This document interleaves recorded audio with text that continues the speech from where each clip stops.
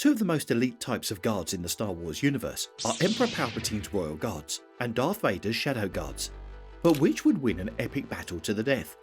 That's the question we're going to be answering in today's video. The answer might surprise you. We'll start off by exploring Emperor Palpatine's Royal Guards. These elite guards are handpicked from the various branches of the Imperial Academy system, and more specifically from within the ranks of the Stormtrooper Corps.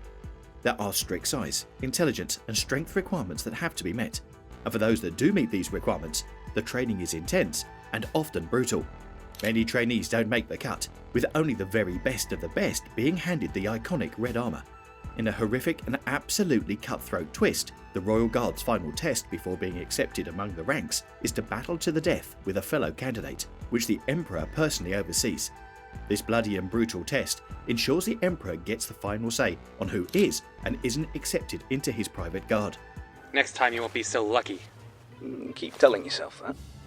Royal Guards have unlimited and intimate access to the Emperor, as well as other extremely high-ranking Imperial officials, meaning that discretion, trust and loyalty among the Guards is an absolute must. Their dedication to the protection of the Emperor has got to be unquestioning and absolute. Their main role is intimidation though. If you are in the presence of an Imperial Royal Guard, there is someone of great importance around. They will not hesitate to take lethal force against anyone who strays too close or disobeys commands. In fact, on the second Death Star, they were even ready to battle Darth Vader when he didn't follow a direct order from the Emperor via Moff J. Gerard to not enter the Sith Master's chambers. Combat-wise, they are trained in many different forms. Royal Guards are proficient in hand-to-hand and melee combat. They are also extremely proficient with a selection of ranged weapons, such as blasters. They can certainly handle themselves should any danger or violence break out around their ward. Guards, leave us. Now we come to Darth Vader's Shadow Guard. These mysterious troops, as the name suggests, are clad in black armour, very similar to that of the Royal Guard, minus the long outer ceremonial robe. They are an elite special operations unit within the Emperor's Guard. They have a unique advantage over other troopers in that many of the Shadow Guards are force sensitive. These particular guards receive specialist additional training to help them fight other force users. You see, Shadow Guards act more as Inquisitors, specially trained forces designed to help hunt down and eliminate potential threats, specifically Jedi. They were a far more easily manipulated and controlled group of troops, and preferable to the Inquisitorius, who would often vie for power and glory. The use of Shadow Guards completely eliminates that distractive element.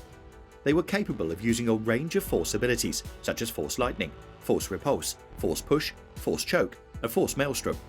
That put them on an even footing with any Jedi who they might interact with. The Royal Guards carry a Force Pike, which ironically has no connection to the Force itself. Shadow Guards carry a lightsaber pike. This is essentially a regular Force Pike, but with a crimson lightsaber blade projecting from the end of it. This again helped when facing against Jedi, who often carried lightsabers. Shadow Guards are undeniably intimidating and nightmare fuel for anyone that they are hunting. But here's the kicker, though, they are often accompanied and overseen by, that's right, you guessed it, the Emperor's Royal Guards. They literally have to answer to their opponents in this hypothetical deathmatch. They are the subservient troop variant in hierarchy. You are free to use any methods necessary, but I want them alive. When you compare the two variants of guards, there are many differences, but there are also many similarities. They have very similar armour, only the colours are inverted, with the Royal Guards having red armour and a black visor, and the Shadow Guards having black armour and a red visor. They both receive intense physical and mental training, though they do each have their own specific specialities that assist with their jobs. Both types of guard will defend their ward to the death, too. While average Imperial troopers are susceptible to cowardice, fear and corruption, both Royal and Shadow Guards are unflinching in their loyalty, showing no fear in the face of danger. But we're not here to talk about their similarities. We want to know who would win in a face-off, the Emperor's Royal Guard or Darth Vader's Shadow Guard. Overall, we think it's plain to see that Emperor Palpatine's Royal Guards are the superior fighters and would come out on top if they had to go toe-to-toe with Darth Vader's Shadow Guards. Yes, the Shadow Guards have their natural abilities on their side, but the Royal Guards have been specially trained to combat such opponents. The Shadow Guards would of course give them a run for their money, but Palpatine would only surround himself with the very best of the best. Therefore the winner has to be Emperor Palpatine's Royal Guards. The match would be close, and we can see the Shadow Guard employing the use of their Force abilities to gain the upper hand, but the Royal Guards are just too highly trained and skilled to be beaten. The Emperor didn't choose to surround himself with Shadow Guards, he selected Royal Guards instead, and there's a definite reason for that. It's a fool's errand, boy. But who do you think would win? Who would you be rooting for in a battle to the death?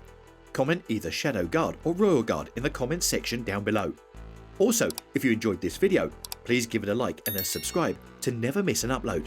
And as always, may the Force be with you.